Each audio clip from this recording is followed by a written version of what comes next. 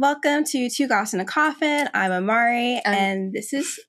I never know if you're going to make me say it or you're going to introduce it. You want to say your name? Yeah, I'm Jude. And today we are here with Bedford from Sorry We're Closed. Only one part of the development team, but we are super excited to have you today. Yes. Super excited. We're just going to start off and just kind of chat a little bit, ask a few questions, and getting into it, the first thing we want to do is just kind of ask you to give us a little bit more about yourself to people who may not know you, and also a little bit about Sorry We're Closed. Yeah, sure. So, I'm Bedford. I am kind of the artist of Alamode Games, which is a indie team of just me and my partner. And what do I do? So I do like this. I do all the visual stuff, like art direction. I do like the 2D art, the paintings, and everything. I also do like 3D models, and but my responsibilities also include like narrative design, sound design, and I share the responsibility of game design and level design with my partner. So that's something that we both kind of like do together. We're pretty new to the scene in terms of like actually being indie developers, but it has been a roller coaster. I'll put it that way. Mostly good. But obviously, like with any occupation, there's all sorts of interesting things that come along the way. I'm sure, because that's actually one of the things we wanted to ask. We wanted to see, how are you feeling now? It's been like 1.5 years since Sorry We're Closed came out. Any I don't know, what kind of feelings have set in since then? So it's tricky. I think a lot of creators, I think, would kind of understand this feeling of like when you spend a long time working on something and then you put it out in the world. It's almost like you have like what is it called, like postnatal depression, where it's like you've let your baby out into the world and now you kind of don't know what to do with yourself a little bit. I think there was a lot of it's a really mixed bag of emotions because while we were working on the game, we didn't really have a strong idea of like how people were going to react to it, whether people were going to like it at all, because we were just so focused on making it. So we were kind of in our own little bubble. So I think we were sort of being prepared for the worst, and the worst didn't happen. Like, it did all right, and people did actually like it. So there was like this relief and elation and like happiness about like how it had gone and how well it had done, better than our expectations. But I think the amount of like time and effort and the struggles that kind of came with finishing and wrapping up the game, those were still hard to break free from. So we had to take some time off, and I think we in our minds thought that we would just like hop right into the next project, like just seamless transition and we'd be fine. But no, it didn't. Sadly, it didn't work out like that. And I think, we did get a bit burnt out. And I think with burnout, it's one of those things that you don't really realize how much it affects you until you stop. Like you're working on something, you're putting your all into it. And then when you finally stop, your body's like, okay, now there's all these problems that you've been leaving behind and they're going to affect you right now.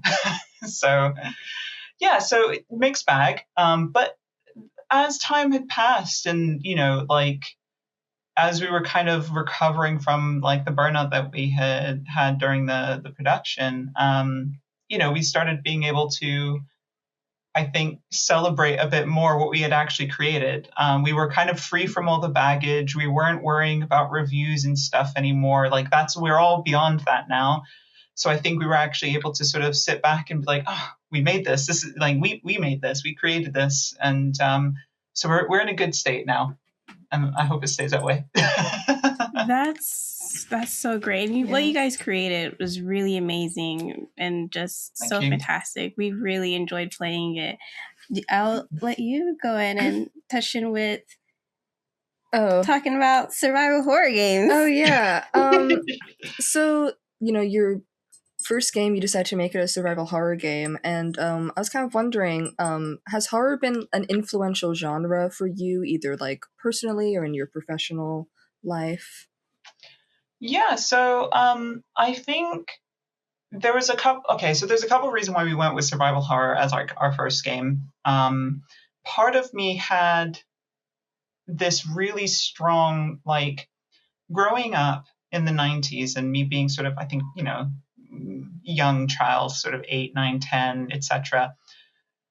When survival horror games really started like hitting, the scene, like in the West and in America, um, they were just so different from all the other kind of childish games that were coming out that were very vibrant, very colorful. Obviously, there were like Japanese RPGs that had more of a serious tone, but things like Resident Evil and especially Silent Hill, they were just completely transformative, I think, for many people. Like, I remember people who weren't even, into horror or just like into video games in general were kind of awestruck by the way Silent Hill just was just so different. It was like a completely different world. And the interactive element of it, like being immersed in it, I think was just a very new feeling for how people experience horror in general. Part of that, there was a lot of factors in how people like the way people responded to the media itself. Obviously there's limitations to the graphical fidelity and to how you could control these characters, tank controls and everything. And part of those things, part of that lack of control, I think, contributed to how people just were experiencing horror in general.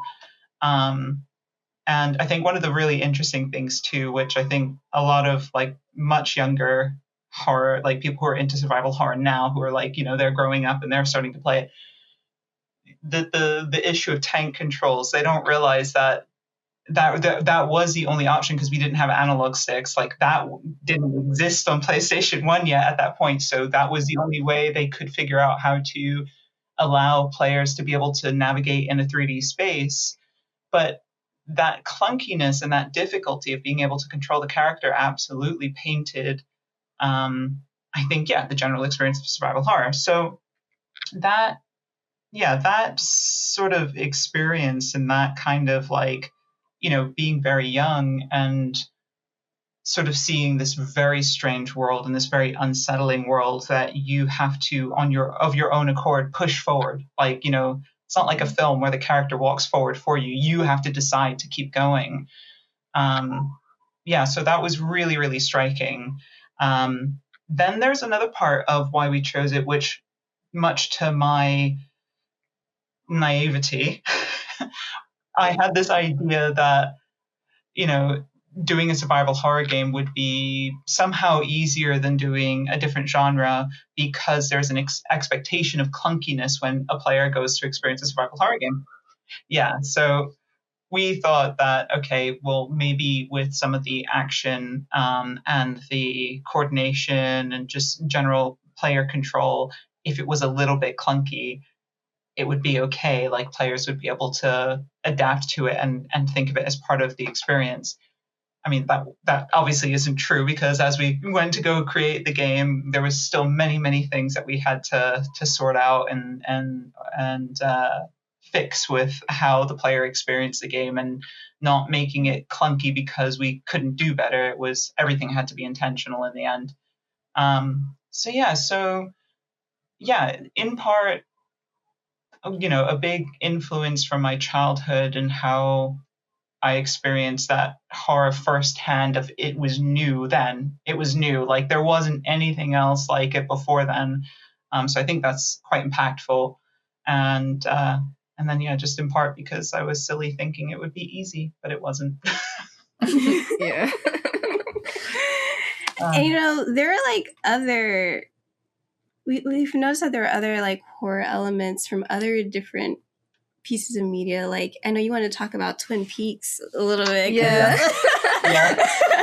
Yeah, like when we had played the game on our stream, immediately when I saw the dying petals like soap opera. I was like, this feels like Invitation to Love from Yeah. Twin Peaks. Yeah. And then like watching some interviews, like, you know, preparing for this interview, like I heard you like directly like cite Twin Peaks as an influence, and you said something that I really, which was you had to like strike the cherry pie to Black Lodge ratio with like the game, which I think is so great. And I think I just kind of wanted to talk more about this like particular influence in this game, and also like if it's like inspired your other work, or like this kind of like, I don't know, influence of Twin Peaks in this series, because it is I feel like Twin Peaks is like as influential in horror as like Silent Hill as well. Like these are like two very like seminal pieces of like strange media. Yeah. So with Twin Peaks, I would agree that it was, looking back on it retrospectively, it was absolutely influential. And it's kind of funny because they're sort of, both of these mediums will be referencing each other a little bit. So Twin Peaks, I ended up watching later on in life. So like I was in my either late 20s or early 30s when I watched it with my partner for the first time. He had already watched it once, I think, and then decided to watch it again. And I think Twin Peaks is, it has, I think it strikes people the way that it does is because of the mixture of good and bad. And it's not that the mixture of good and bad are like direct consequences of each other. It's just some good things exist and some bad things exist, and so they can be happening parallel to each other. Sometimes they do influence each other. Other times it can be like they they have nothing at all to do with each other. They just happen to coexist. And it feels in that way, even though it's a very surreal piece of media, I think it feels very real to a lot of people in that way, because that's just how we experience life, and I think for that reason, it did really strike me. My partner, on the other hand, when he watches it, he only remembers the good stuff. He doesn't ever really remember the terrifying bits. And that's crazy to me. He just remembers like, oh God, what's the officer's name? The one that goes, Lucy. That guy. Oh, who's like, yeah, Deputy Angie. yeah, Andy. And he just like remembers Andy and like, them just having a good time and like kind of the relationship stuff. And I think it was also useful, I think, for the kind of story that I wanted to tell. It was useful to examine Twin Peaks because, Twin Peaks is a lot about love. It's a lot, it's familial love, it's romantic love, and it really can show very dark sides of what that love is. And yeah, I think that was one of the reasons why I enjoyed it. I know that historically, when it came out, obviously it was viewed in a different lens at the time.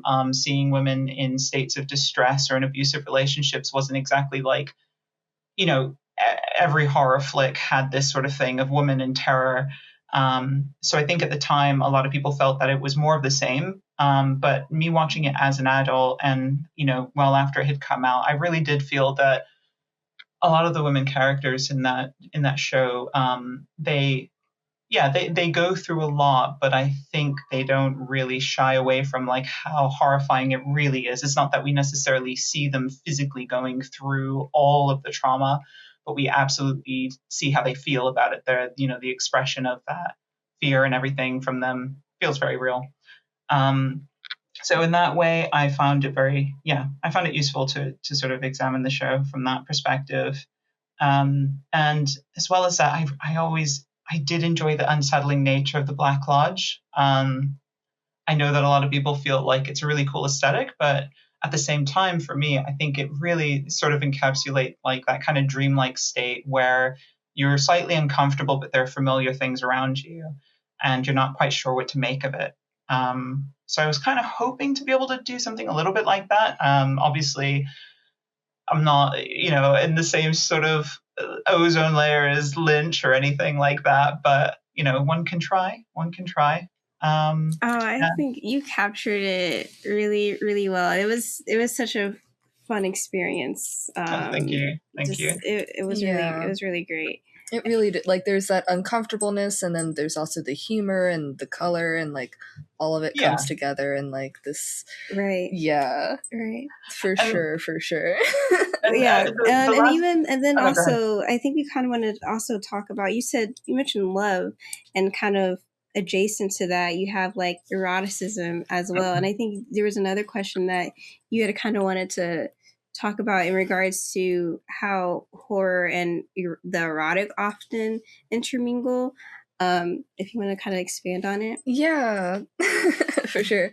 There's like a lot of like, I feel like connective tissue between like the erotic and horror. Like, they tend to go together, and I feel like for queer people there tends to be a lot of like initial like anxiety about like the things that we're attracted to, and so that sort of like tie between the horror and the erotic, I feel like, becomes like strengthened, or like more apparent, I suppose, for us. And I guess I was kind of curious to hear about like your relationship between these two concepts of like the horror and the erotic, and the overlap between it, and like if there was any formative or influential like pieces of media that like inspired you, or like, you know, that you kind of stood out in your mind. But like, because I know that when I played the game and the Duchess came on screen, I was like, but also I know I should probably be like scared, but also that first Duchess scene.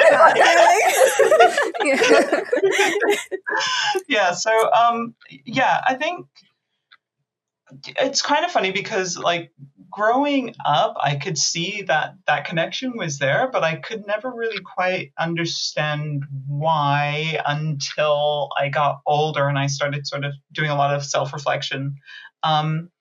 Okay, so I think for this particular story, it worked out well because I was kind of telling not necessarily a specific part of the story, was me with my own struggles as coming out as like non-binary, and just accepting like those queer parts of me in general, and the difficulty of like trying to be myself and then trying to expect my partner, who I had already been with when I was coming out, for him to love me the same exact way that I like how things were before I had like this revelation or like this change. Because obviously for me, it feels like, that was something that was bothering me inside all this time, but I never outwardly expressed it in that way. So it seems like a change to everyone else. This is new information for everyone else. And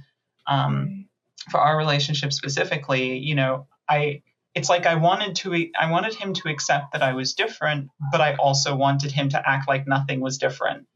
So, it's like it doesn't make sense sort of thing. And I think that's like kind of the Duchess's main theme. It's wanting to demand love without anything changing. Like, people need to accept the Duchess as they are in this moment, but they also need to not change, but they also want things to be different from how they were. So it was a very confusing state of time for me. And I think I realized like how difficult it is to ask that of someone. And I did often feel like I had betrayed my partner for not telling him sooner, for not knowing better, for not, for demanding this kind of unconditional love, despite me saying, hey, I'm a different person now. Do you still accept me? But also you have to accept me, like as if nothing had changed. And so it definitely, when I thought back on it, I was like, I was asking, not necessarily, I don't feel like I was asking a lot of him to ask him to accept me, but I definitely felt like I was asking probably more than I should have to make, like, say, like, but it's the same, right? Or to try and pretend that nothing was different now. So the erotic side of it, though, as well, I think, there is definitely a thing of like, if you're a queer person and you have these desires that don't feel aligned with society, it is often seen as being disgusting or awful or like something treacherous. So I think it's just really easy to sort of connect the two, and whether consciously or subconsciously. And in terms of like a media, there is a very like, what I tell people was like my third eye had just like snapped open.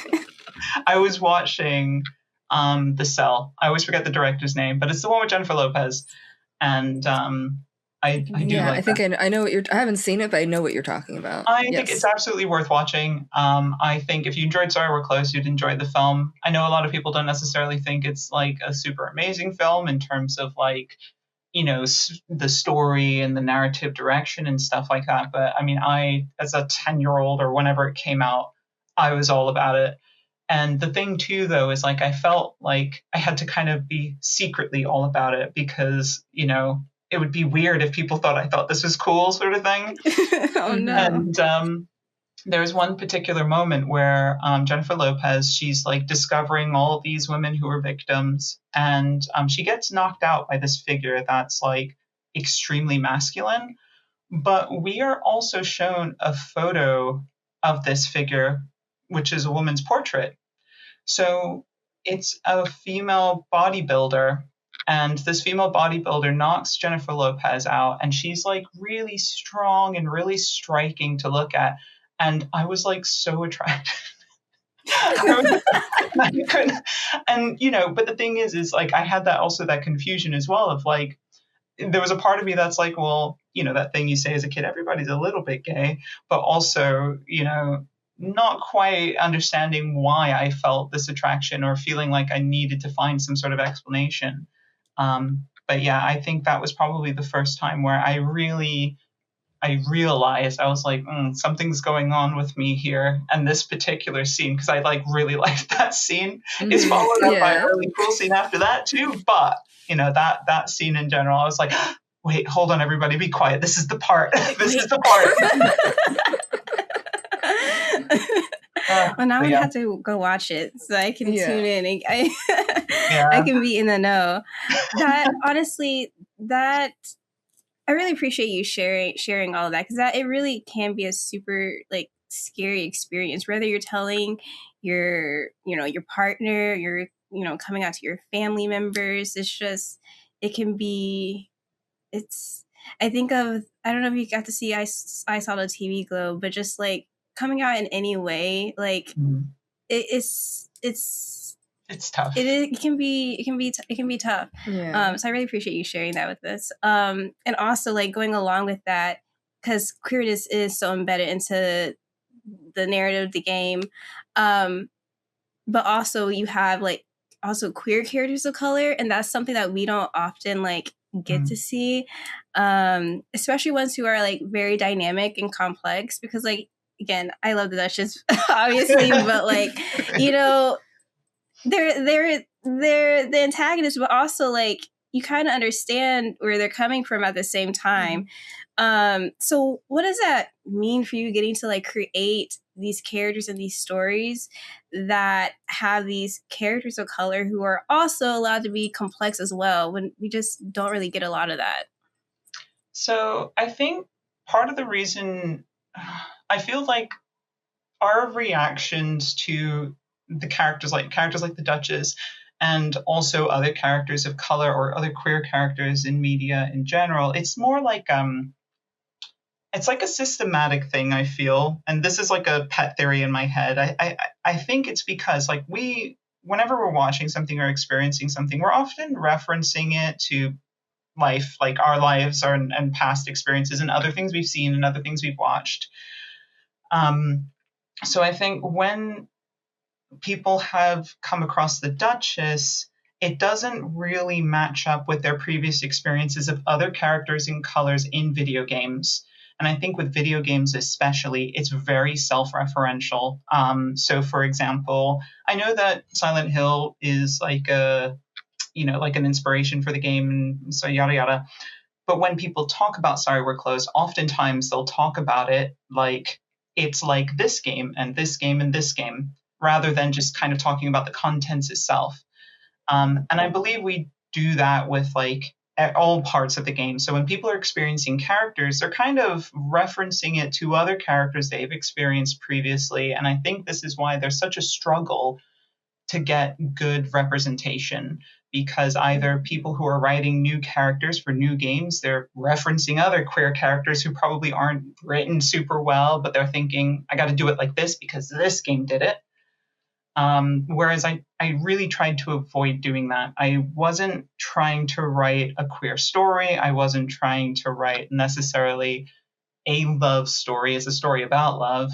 And I wasn't trying to write, Black characters or like characters of other races. I was just writing these characters. But I come from such a mixed background. I'm mixed race and half Black, and all of my siblings, like, we have different fathers, so like we are all different colors as well. And I grew up in very, very mixed neighborhoods when I was like living in New York. I'm from New York, like it don't get more mixed than that. Are you from New York as well? Yeah, from New York. What part? Oh, I'm from the Bronx. The Bronx? Oh no, I'm from Queens. I'm from Queens. I'm from lame-o Queens. Like, nobody cares about Queens. Like, whenever somebody brings up New York, it's like Brooklyn, the Bronx, Manhattan, and Queens. Like, nobody. Yeah. Oh no. Well, I mean, it's better than Staten Island. No one even mentions them. Staten Island ain't part of New York, so yeah, they're not part of New York. There's something else. But coming from such a diverse background, like, it's not I don't see color. It's just literally that is the life that I lived, and the people in my life were so complex and so dynamic, to use the word that you use, that I didn't have to think like I wasn't going in doing this thing of, okay, this character's Black, so I have to write about their struggles of being a Black person, or I have to write them as if they're Black. It's like, no, I'm going to write them based off of like the interactions that I've had with people in my life. I've chosen different bits and pieces of personalities of my friends and family and kind of, superimpose them on the characters. So in that way, it just felt very natural. It felt very easy to write a character the ways that I did, because I'm not thinking about, their race or their like their sexuality or their queerness. Sometimes that would inform some of the decisions I would make about like what they might say, or how they might, like, what experiences they might have had, in the past to affect their character now. But, I don't know. I just wanted to make a hot villain, and that's what I did with the Duchess. So, Well, yeah. And you did. If you ever see a drag performance of the Duchess, it'll be because I did it. So just don't worry about it.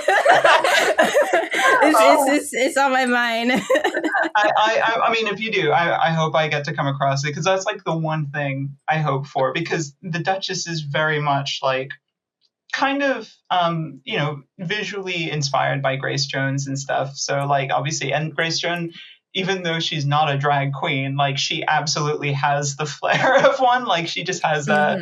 Yes. So I don't know. I can see it. I just pray. I hope and pray. I need someone to do it. So if you're going to be the one, thank you. Listen, it's on my list. So you might see something soon. We'll see when, but yeah. Oh my God. Okay, do you want to go with the next question? Oh, I think like on this note of like creating these like complex characters, something I thought was really interesting was like with the main character Michelle, I feel like she simultaneously like has like a really interesting complex personality, but there's also this like room that allows for player choice, because there are all like these multiple endings and different things you can do.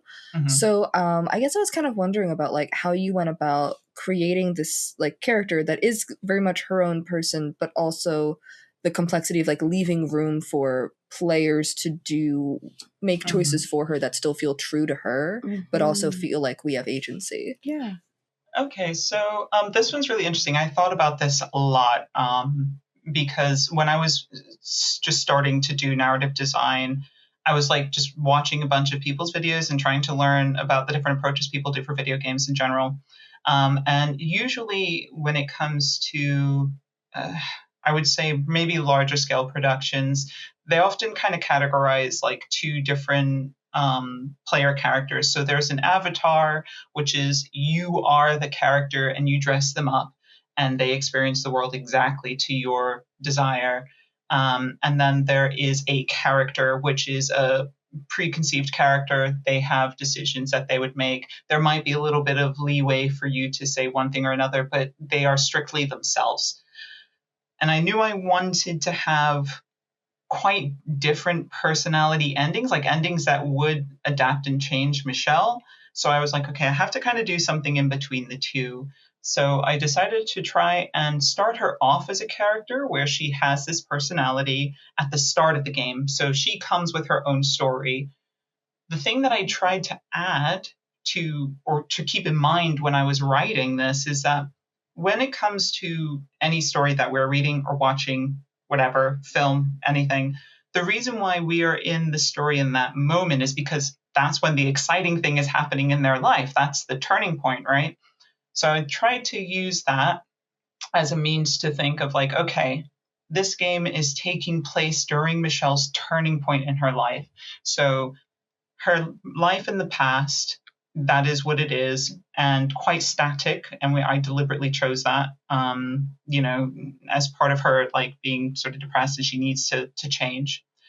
And this part of the game that the player is experiencing is literally the moment of change. So it is fine for her to adapt and for her to change her mind about how things used to be.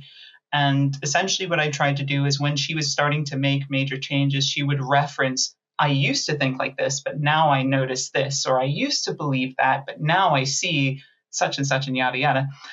And I think that's what allowed players to sort of push her into certain directions with the story. And the more you choose a certain path, the more she reinforces that change in her personality. I will admit that there are some ways to play the game that kind of break that illusion. So, for example, you can deny the Duchess as much as you want, but if you help Chamuel, you can still choose that route at the end. So it's not like a perfect solution, but when making games, you're usually trying to design for, the most common experience. So I hope I did that all right. It sounds like I did that well enough, if that's, the question you're asking. So Yeah. yeah, that's kind of the method I tried to use to do that. It was not easy. Oh God, it was not easy. It was not easy. Yeah, I can assume that it's a really delicate balance, but no, we definitely got that, and obviously it's like I loved how like messy she was and like as a person, and just everyone was really messy, but in like a great way. Like I said, everyone was like really messy, but also like empathetic at the same time. It was just a perfect balance of these very complex characters.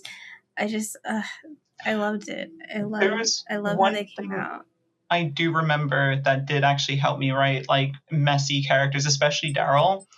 I remember watching an interview from what's his name, who plays Michael Scott in The Office. I forget the actor's name. Oh, yeah, Steve Carell. Yeah, Steve Carell. He was doing an interview, and basically the interview asked, well, why do you think American Office lasted longer than the UK one? And he said, well, in the UK office, the boss he's just an asshole. Like, there aren't many redeeming qualities to him at all. And he said what he wanted to do different with his character was that, okay, he was an asshole, but he was also in people's living rooms because he was on TV in their living room.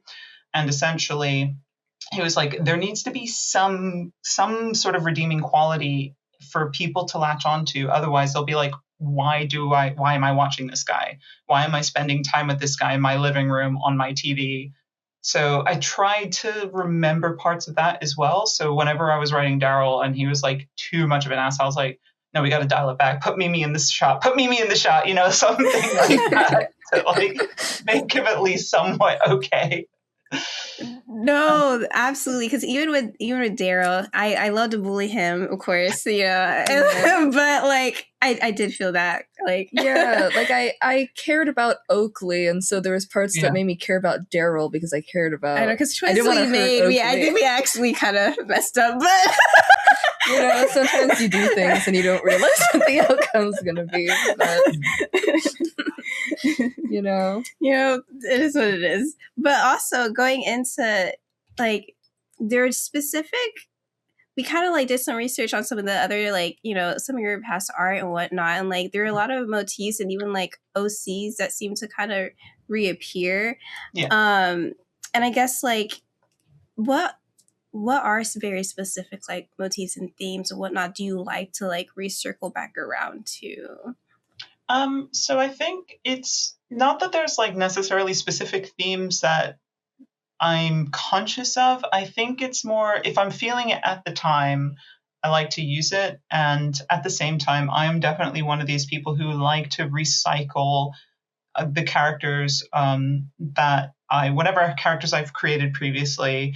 I just sort of rebuild them for whatever it is I'm working on in the moment. And I just think part of that is because I don't know, I guess it makes them feel like they have more depth because I can reference all of this stuff of their different lives from different times, you know, and build on top of that and just make more and more complex characters.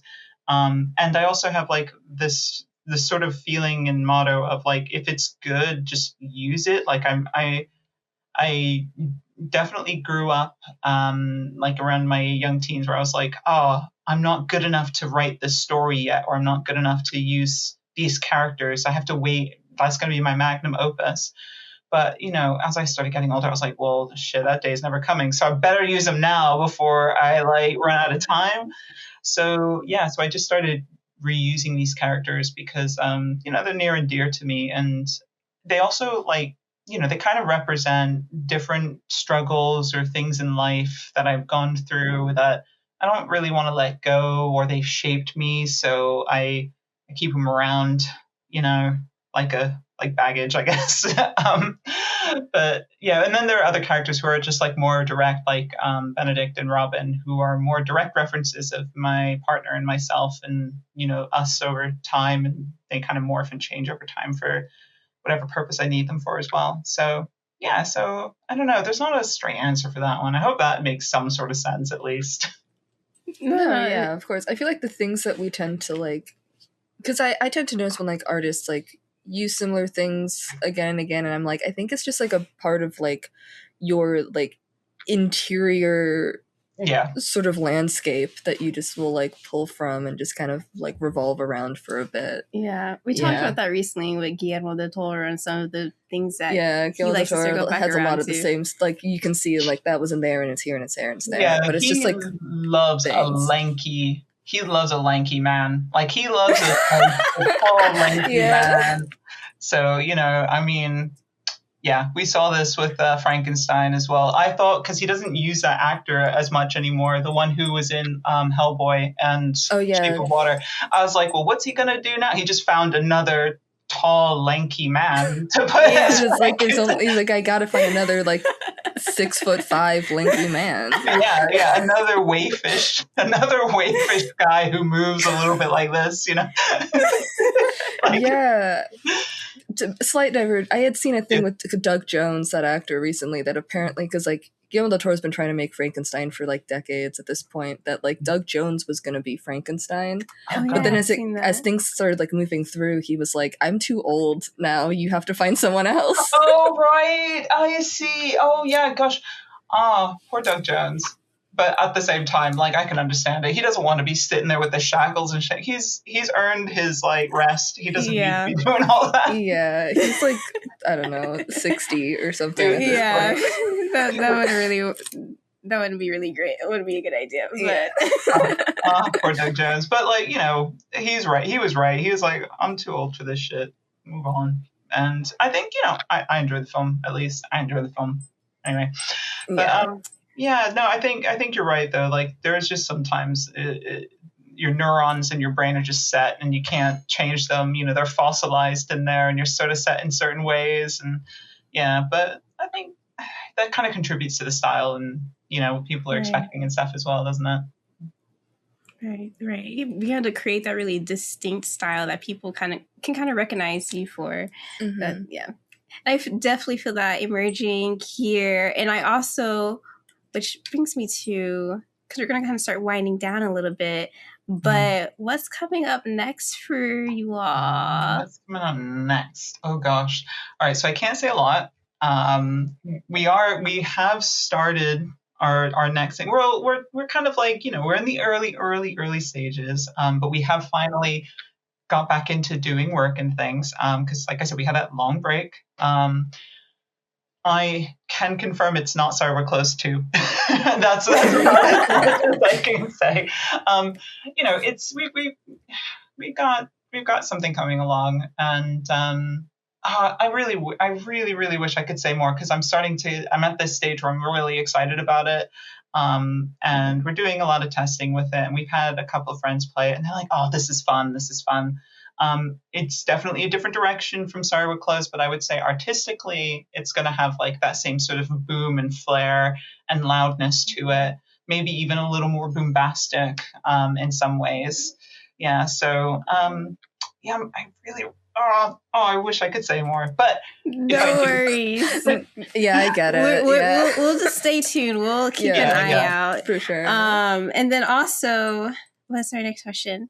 See, well, I guess also going along with that, is there anything else that we haven't really asked that you kind of want to like share? Or also in general, is there anything you'd like to plug? I know you guys have come out with like some merch since the release, a vinyl, an art book, digital art book. Just, if there's anything you want to throw in there. I will say there is one last little extra thing for Sorry We're Closed to come out yet. It's only a small thing, but there'll be an extra bit of merch to come out soon. Maybe there'll be more again in the future, but there's just like some extra things to come out. In terms of plugging, we're mostly active on Blue Sky now. We've abandoned Twitter. I abandoned it ages ago, despite our publisher being like, you haven't posted on there. And I was like, whoops. I was like, oh yeah, sorry, I keep forgetting. But I think it's pretty much dead in the water, so we don't really use Twitter much anymore. That's fair. Yeah, so we're on Blue Sky, which I think I'm going to double check as well, because I never look at my profile. I think we're Alamo Games on there. Yeah, we're Alamo Games on there. Okay, I was like, we'll drop it. You could put like a link somewhere, right? Yeah. That's where we're mostly active, and I think when we're starting to announce whatever's coming up next, it'll be on there. And in terms of other plugs, we got physical like copies of Sorry We're Closed now, which is available through Serenity Forge. We have a vinyl, which is available through Black Records. We have T-shirts, which are with Yeti or Yeti. I don't know. It's spelled anyway. They're T-shirts. If you search for Sorry We're Closed T-shirts, they'll come up. I think I just want to like anybody who's watching who's already played it, and the two of you as well. Thank you so much for playing it or having an interest in it or enjoying the world that we created, because we really wanted to create a world that people felt satisfied to discover and explore. I think that's it. I'm really bad at the plugging part. I'm sorry. No, it's okay. You're so valid. Perfection, but also very real. Yeah. All right, we have one last question. Yeah, sure. This is a question we ask everyone. It's just our standard. We have to. Like, we talk about horror and whatnot. So, I guess what's favorite movie, right? What's your favorite horror movie? What is your favorite? Favorite horror movie? Oh, gosh. Oh, it's different ones for different reasons there. Hellraiser's kind of fun because of like the character design, right? But then also I have like a soft spot for Scream because that was like the summer horror flick of my childhood. I guess it's more of a slasher. But then as a family, my mom's really into horror, so we would watch things like Jason and Freddy and all of that stuff. Gosh.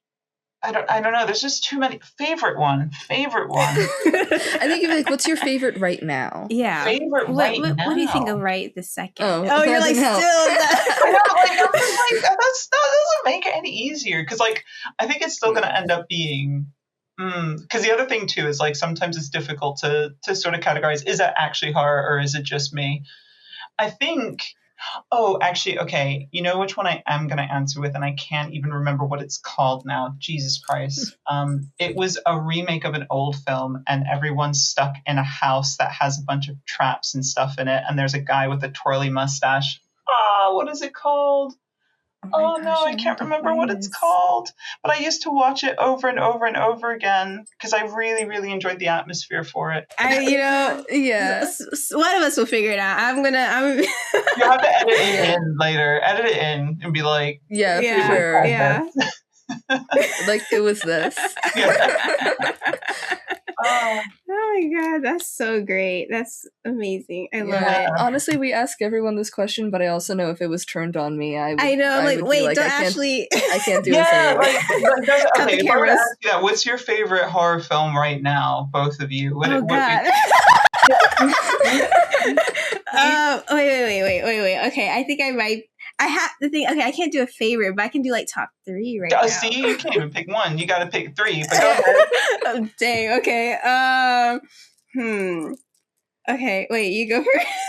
The one that came to mind, and I think it was one that like people assumed I had watched, and then I hadn't, and I finally watched it, and I think it's like stays in that place, which is probably the 2016 movie Raw. I knew you were gonna say Raw.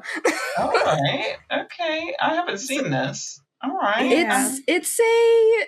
There's like this French director named Julia Ducournau, and she makes like these really gritty, kind of nasty like body horror movies. And the first one's Raw, and then the second one she made was called Titan, which that one's also. If you want to talk about erotic and horror, that one is crazy. If you like body horror, she's big on body horror. I guess I will go with, I don't know, it's so hard. I have very comforting feelings about Ganja and Hess. It's like a vampire, 70s black vampire film. Oh, really? So I'm gonna go with that one because this is my comfort. It's my comfort horror. It's your comfort horror movie. I mean, it looks good. I mean, it's really really good. I loved it. It's very surreal. It is a surreal, dreamy one. So if you want something, you might want to check it out. I mean, it helps that the 2 main characters are really hot as well. Like, right. Like, yeah. All right. Okay. Yeah. I will check this out then. Okay. All right.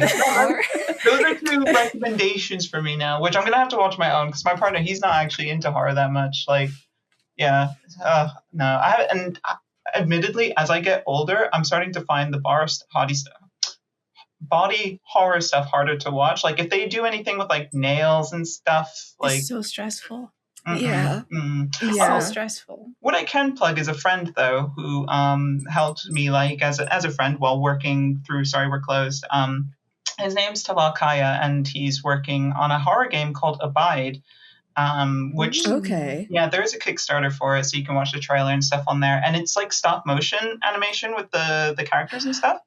So it's I think if you're into like that kind of really gruesome sort of thing and really surreal horror, that I think that's going to be something worth checking out. And yeah, they're still working on it, but but yeah, like I said, it's called Abide. It's just ABIDE. So I would suggest looking at that. Perfect. Thank you. We will keep an eye out for that. Oh, 100%. Yeah, that sounds good. Okay, thank you. And definitely, we love playing friends as well. Community is so important. Yeah, it's important. It's important. Well, I don't have anything else. We're so happy that you joined us today. If you do have any questions afterwards, feel free. But I guess to everyone else, thank you for joining us. We are here with C. Bedford. Sorry We're Closed. Check out that game if you haven't checked it out. But you've already played it, but you should play it again. But that's all that we have. If you liked watching this, subscribe and like, and go follow everything that C. Bedford is doing right now. That's it. Thank you. You. All right. Thank you. Bye. Bye.